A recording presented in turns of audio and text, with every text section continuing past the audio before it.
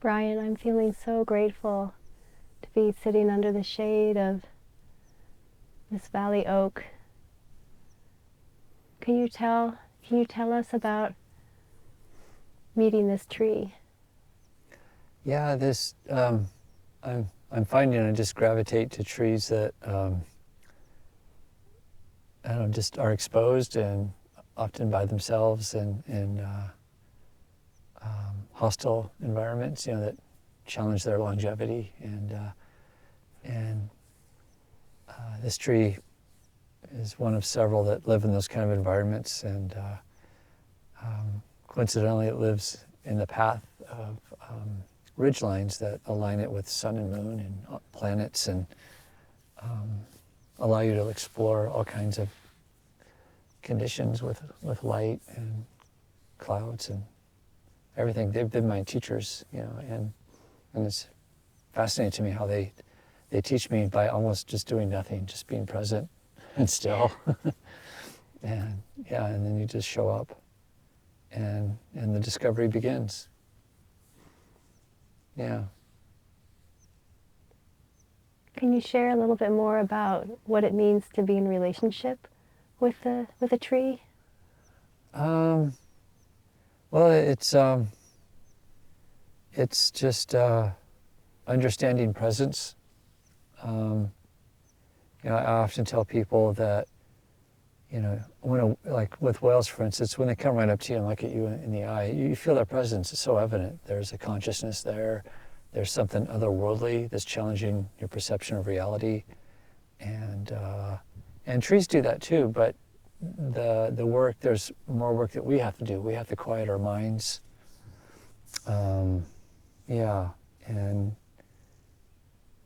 they can teach us that. And it happened to me quite by accident. I wasn't trying to find presence. I was just wondering what that meant to connect to that same presence you feel from a well. Find that in a tree. And it just happened quite by accident. And again, it's like they're teachers, but they don't really do anything. They're just still and present.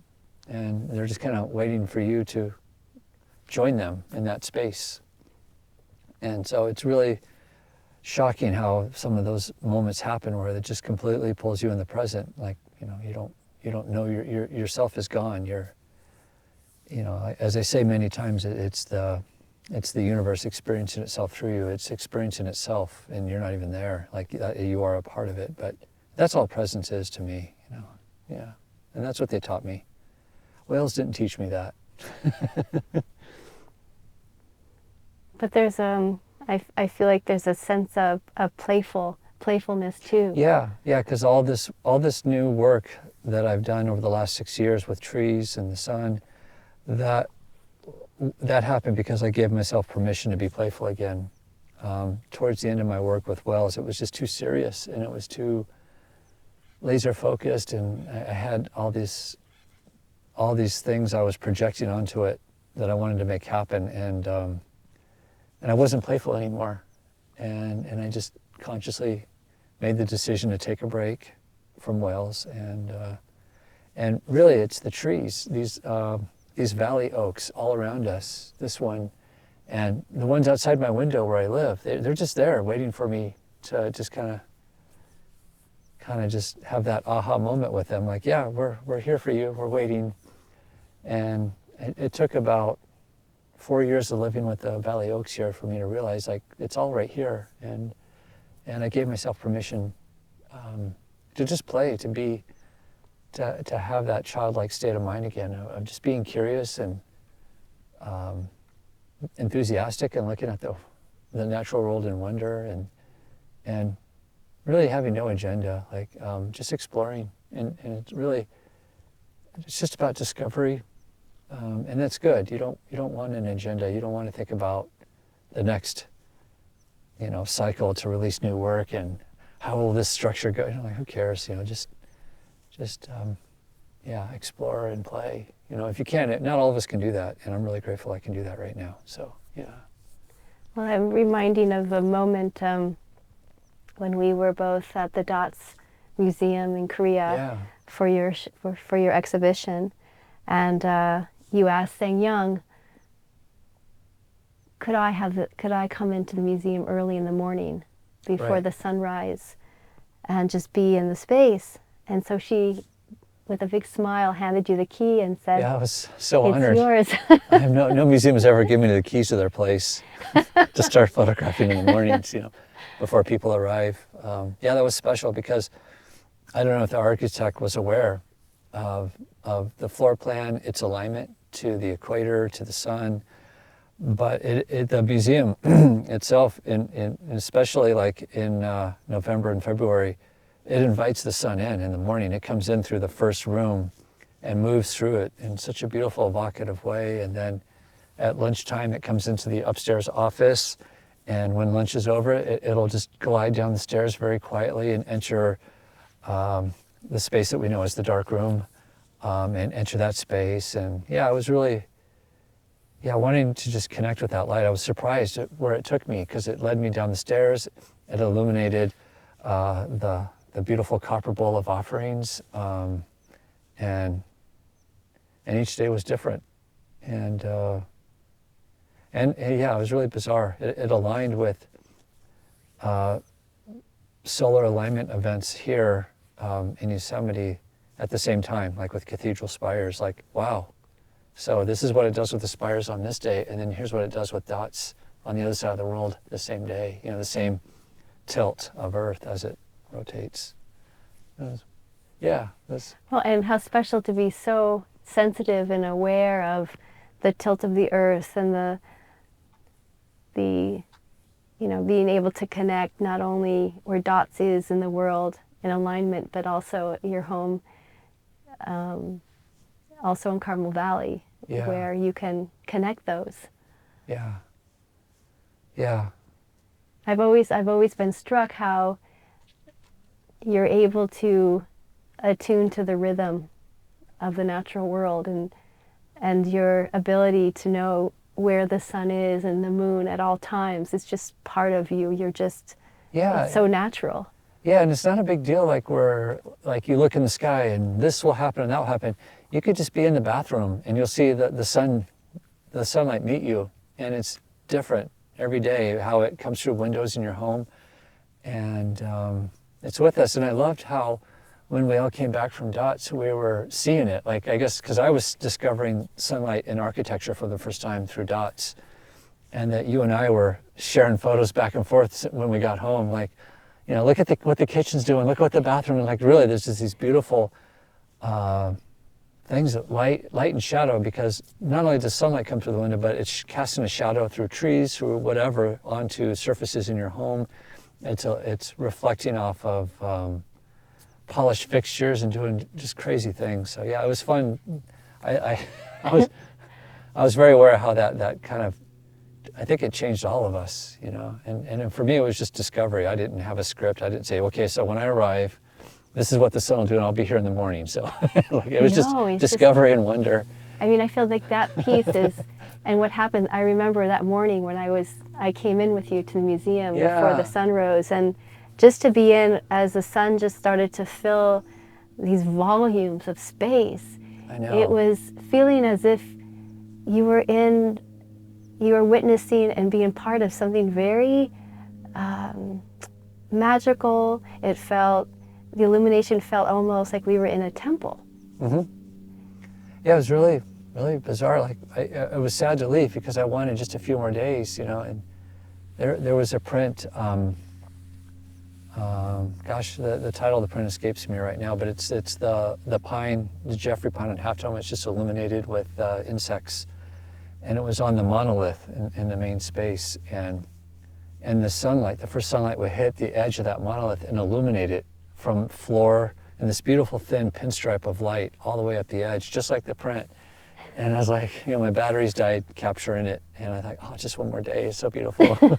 It's so bizarre, like how these things complement each other, and it wasn't planned. Nobody planned that, Yeah. Wonderful surprises. And it's almost this sense of, we take for granted that the sun rises every day, but in getting to know you and your work over 10 years, I've really learned to not only appreciate but really honor the sun, and at whether it's sunrise or at twilight, there are these magical, mystical moments that we get to experience every day if we're awake to it, if we're able to be quiet and, like you said, be in that state of presence to just receive. Yeah, that's a good point, because when you work with the sun so closely, whether it's alignments or timing, you start to realize that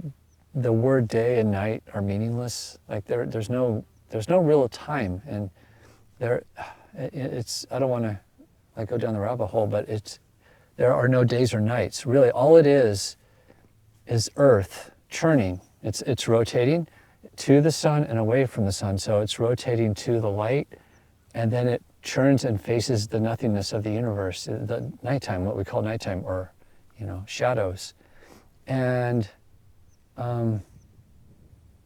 it's always present. Earth is always present as it rotates, as it spins and churns to and away. And we can, in our minds, we create linear time that way to help understand our world and everything. But so when I would work with the sun in the evening and it goes away, and to me, there's no day or night. I just feel Earth churning away from the sun, facing the nothingness, the same nothingness that's in a shadow in these shadows. And I know that we're going to just turn around and face the sun again very quickly. I'll just sleep for a little bit, and then we can continue. And so you lose track of like time. Just really, the idea of time is really meaningless, and it quite by accident, it just pulls you into presence. Which is, I didn't expect that, because I did not come into it like with a discipline. I wasn't thinking I will experience presence through this experience. It's really bizarre how it happens and how you can access it. Just having an understanding of what it feels like helps a lot. Well, I'm remembering going back maybe 4 or 5 years when you first started this body of work. Yeah. And you'd come out, you'd sometimes be 11 miles away, or sometimes be just a few miles away, Right. and sometimes be very close. But there was this, the beginning of, maybe you could talk about how you began to paint light on the trees and what that process was like to you. Yeah. Right. Yeah. Because the being giving yourself permission to play, and it doesn't mean do anything original or anything new. Just play, and that's an invitation for discovery. So the original idea was, wouldn't it be fun to photograph the sun rising behind one of these trees like this one, but capture it in a wavelength of light that we can't see. So I would capture it in a wavelength called hydrogen alpha, and that would be kind of bizarre. Like it would kind of like challenge our perception of reality. Like, oh yeah, here's reality too. This is what's unfolding that we can't connect to because it would blind us. and so in seeking out those moments, I would just often just stand in the shadow cast as waiting for the sun, but then I would see the illumination, and from 2 miles away I would see a river of insects, flying insects that look like stars, and then you would see hummingbirds that look like planets, and then an airplane would come overhead, but you wouldn't recognize an airplane. It looks like a comet. It's like a shiny ball with a little tiny vapor trail, and you're like, wow, this is really strange. And the thing that's bizarre is you're so far away, all these events are unfolding in a space the size of your thumbnail. So how would you photograph that normally? Because you're compressing things, and it can only be done through telephoto. So you're working with the space the size of your thumbnail, and so there was a lot of discovery, and really just connection to Earth's spin. So you feel it, like when you see the shadow either coming towards you or moving away from you really fast. Like you really start to appreciate how fast shadows move, and that's just Earth rotating to and away from the sun. It's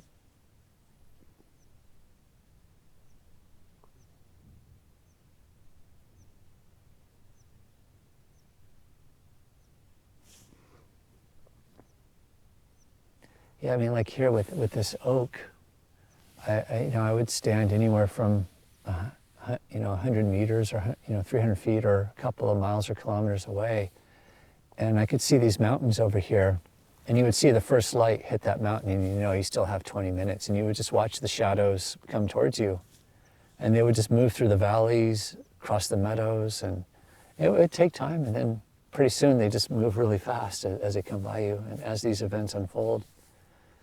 Yeah.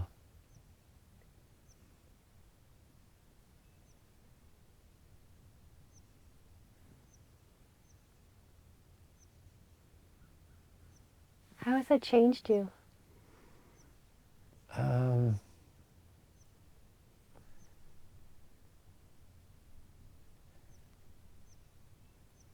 I don't know, it's like the work has changed me, but the pandemic has changed me, and in good ways, to my surprise. Like, I was really grateful for that. The work just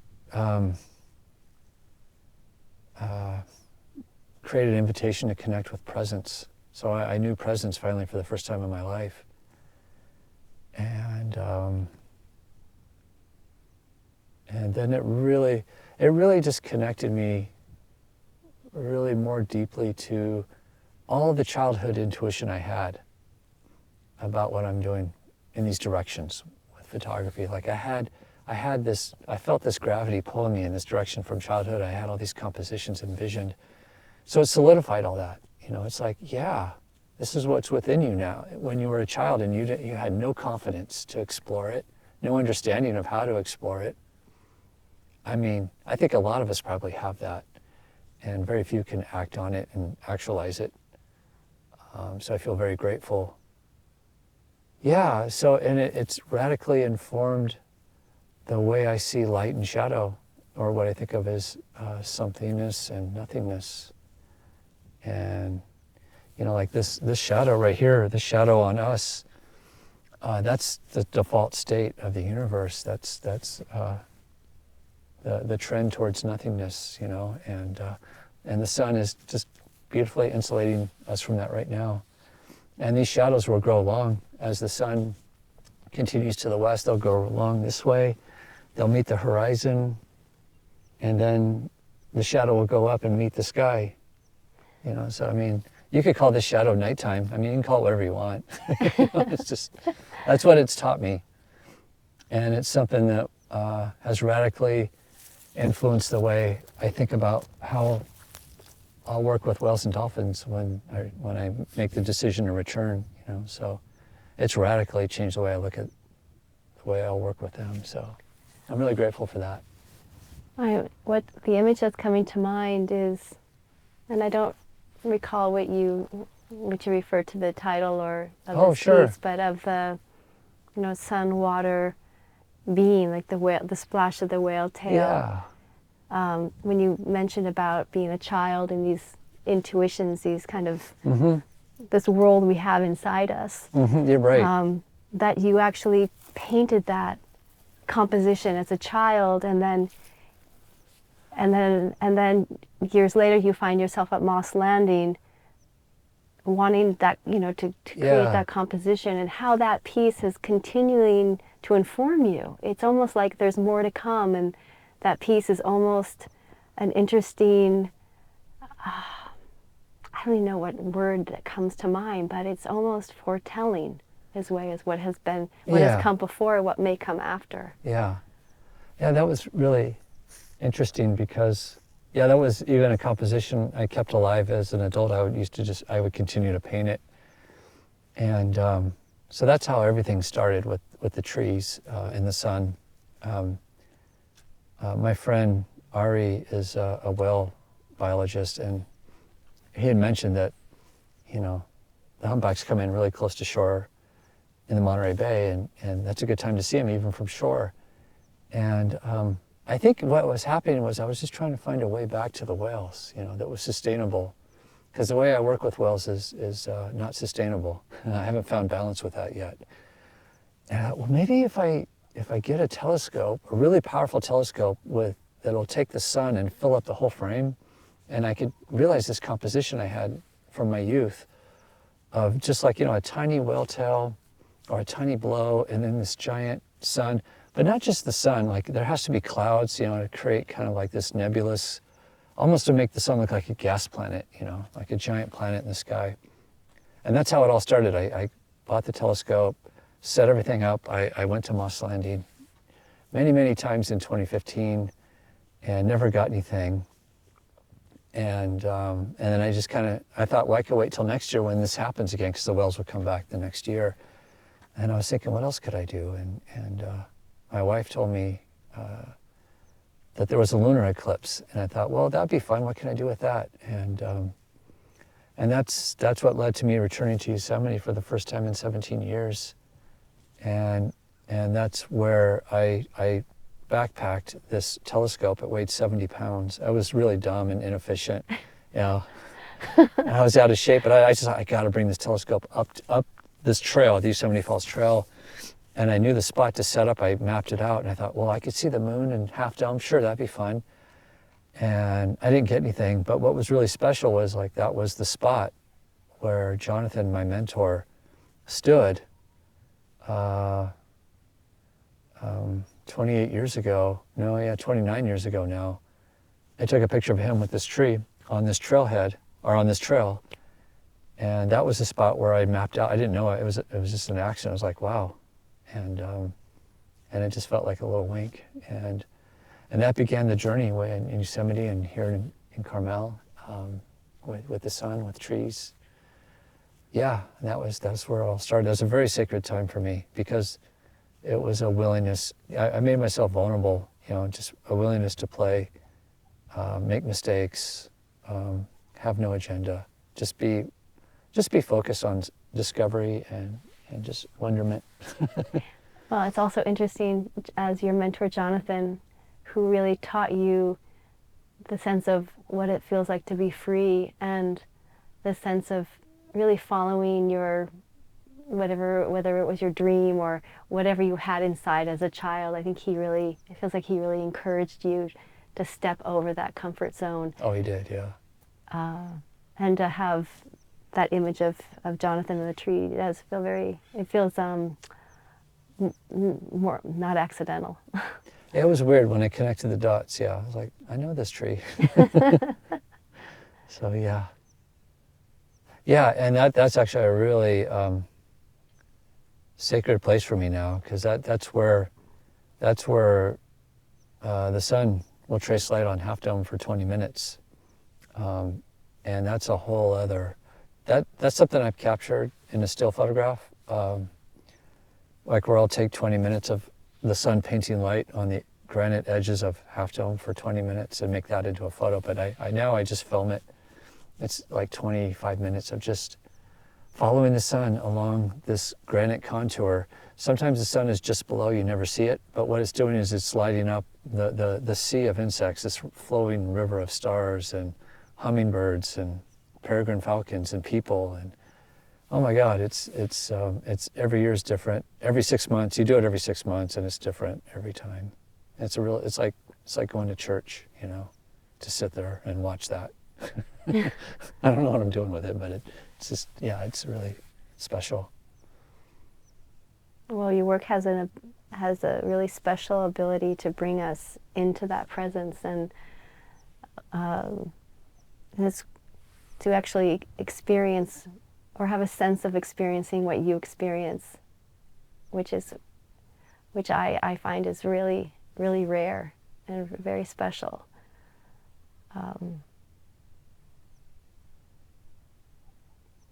Yeah, thank you. That's encouraging to hear, because I always try to find ways to bridge the experience to the viewer. How do you bridge these connections, these experiences? So I think about that a lot. And it's almost this sense of seeing, as you were talking earlier about when we were at Datz or following the light. When you have that experience and you see an experience just one time, that becomes a new default, and then everything else it changes. Becomes magical. And yeah. The way I follow the light in my kitchen, and I send you shadows of, looks like bouquets of flowers, and it's just the way the sun is, or the shadow is, light is hitting a surface. And yeah. and what's blooming in that, and it just takes your breath away. Yeah, I don't know about you, but like the experience is like, that's you moving through the room, right? It's just, we're conscious manifestations of light, and it's all singular, and that's you moving through the room, And it's like a self-portrait, like at the museum at Datz, like when I was filming the sun, it's like I'm just making self-portraits of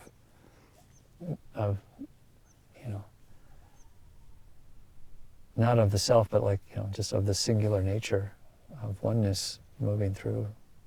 It's hard to describe. But yeah, it feels like a self-portrait when you're present. Well, and to be able to feel one's own presence, which, the qualities of that usually, you need, there's a quietness, and when you're in nature, you're able to kind of calm down the senses, let them go, and just feel that presence. And your work is such an invitation to presence and experiencing that presence. That's encouraging to hear. Yeah, thank you. It's all by accident. I'm hearing the coyotes. I hear them Calling in the which is so. I hope the microphones are picking them up. Yeah, they're so sweet. Those are the coyotes I saw this morning on my walk. You could just see they were on the ridge, and I found myself like, okay, here's the sun. I started walking around. I don't have a camera, but it's just so fun to see them light up, see their big giant ears light up, and all the mosquitoes or flies lit up like stars around them. Even you can see it with your own eyes. When you know where to look. They're so sweet, yeah. Well, I wanted to also share how special it was, 2 years ago, April, when Sang Young and Young Hae were able to come and spend some time with you here on the land. Yeah, right over there. And and how childlike we all were in discovering. I got to see the preserve again through Sang Young's eyes. Like I could see her experience it in a way I don't think I have. Like she just really went deep, and it was amazing to watch. Yeah. Yeah, for me too. Yeah, I want her to come back here and keep exploring, and teach me. Well, in the creation of Sun, Water, Being. Yeah. I feel like that was such an important element where Sang Young. There's a knowing that she needs to experience what the artist is experiencing, to put herself in the places and the environs and the energy of what the artist is working, and that creates such a special collaboration for a book process. Yeah. You realize how important it is, and how incomplete books can be without those kind of intimate collaborations, where it's just not cold. It's not done by email with the editor, like, here, send me more of this, and we want less of that, and it's so cold and disconnected. So yeah, it was a really special experience, and it really opened my eyes to how books should be made, Well, and there's, on your part too, an incredible trust to just share, and it was so easy. It was like, here's my work, all of it, and I trust you. Yeah. Whatever will come, however this book will manifest. There's a real hands-off in a way that allows something, I think, even greater to manifest. Yeah, and it's not even my work. I'm not attached to it from the self. I think it touches upon something that we collectively gravitate towards, maybe it's presence, it's not being separate from nature, like understanding our true nature. And so I trust, when the Datz community, they're gravitated to the same thing, so it's easy to surrender and just say yes, however you envision. I think the timing of the book too is quite kind of, it's hard to find what the right word is, because it did happen during the pandemic. Which Yeah. maybe you could speak a little bit to that. Just the timing of. Oh my God. Yeah, it was just bizarre because I was in the Arctic Circle working on a sailboat trying to include orcas in sunwater being. And we only had an hour of sunlight a day, and you never saw the sun. It was always behind a mountain. So we just had this tiny window with the orcas, and it just felt like a fairy tale world. And I was already, just as that work was winding down, I was preparing to go back out to sea to photograph dolphins for sunwater being. And it was weird, like I felt all this inertia happening. And then the pandemic shut everything down. And then we just started focusing on what we have and how do we sequence it, or how I let Datz sequence it. But really, the pandemic, it was good for me. I mean, in a lot of ways. I mean, it's not great that it happened, but the good that came out of it for me was that it taught me balance. It taught me to understand that for 20 years I've been out of balance.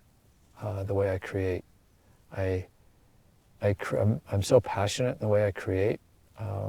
There's no governor, so I go all out, and I spend everything, and I always said I'm reinvesting in myself, in the art, but it's not sustainable, and it throws you way out of balance, and it affects your health, your mental state of mind, affects your relationships. And and I just really, so because of the pandemic, we all had to press pause, and I really learned how out of balance I was. So as I create again, as I film and make still photography, it's from a place of balance now, and it's a deeper place than where I was before, Yeah, I don't know if that answers it. Well, you've been also sharing, how each morning you get up before the sun and take a walk. What are these walks teaching you? I think as I get balance, like I used to get up early to take pictures, and I would force myself sometimes. I'd be really tired, drink lots of coffee, force myself.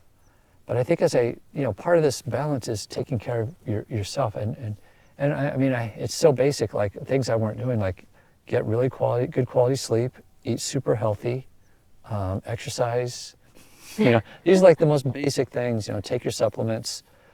And now I find with balance, and really just kind of removing. I always kind of had this urgency, like I need to create all the time. Like this is my superpower. I need to use it, and it's my only way for sustainability.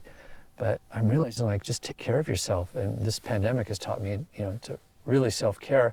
So what happens is now I just wake up at like 5 in the morning, 5:30. I'm like, well, let's have a cup of coffee and just go for a walk, and meet the sun. No cameras, just go walk and see the light. And that's never happened in my life before, especially like without an agenda. And so it's been a very special time. Yeah, it's become a really fun ritual that just happens by surprise. So there are things that just happen. It's like instead of saying I've got to get up at 5:30, I got to go for a walk, I need to get exercise because I'm getting older, and none of that is there. You take care of the most basic things, like first principle things for self-care, and it just happens. And I think it's true in how you create and connect. Well, you share that so eloquently about just getting out of the way of yourself. That's a big part of it. Yeah. And I'm still in the way.